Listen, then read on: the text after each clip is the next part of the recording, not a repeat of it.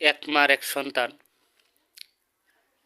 সন্তানে একটা মেয়েকে অনেক ভালোবাসে।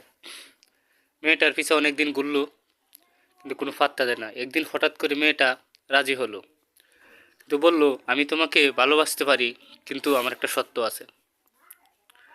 সত্যটা হইল যে তোমার মায়ের কলিজাটা এনে দিতে হবে। এখন ছেলে তারপরেও রাজি হলো, জান ছাইরা দৌড়িয়া দৌড়িয়া আসতে লাগলো, মার কাছে আসলো, আর সে আদাইতেছে। তখন মা জিজ্ঞাসা করলো, বাবা দৌড়ে কেন আসলা? যে মা আমি একজনকে ভালোবাসি আমার জীবনের চেয়ে বেশি, অনেক দিন ধরে তার পাশে ঘুরতাছি, আজকে সে রাজি হয়েছে, কিন্তু একটা সত্য দিছে। সত্যটা হইল আমি যদি তোমার কলিজাটা নিয়ে যাইতে পারি, তাইলে সে আমাকে ভালোবাসবে। মা মুশকি একটা হাসি দিয়ে বলল, দূর বোকা, তোদের জন্য যে কষ্ট করছি কলিজা দেওয়া কোনো ব্যাপার হইল? মা হাতে একটা ছুরি নিয়ে কলিজাটা ছিঁড়ে কলিজাটা সন্তানের হাতে তুলে দিল। সন্তান কলিজাটা নিয়ে খুব ধরতে লাগলো।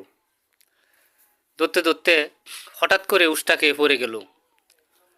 তখন কলিজাটা অনেক দূরাই চলে গেল, ছেলেটা পড়ে গেল।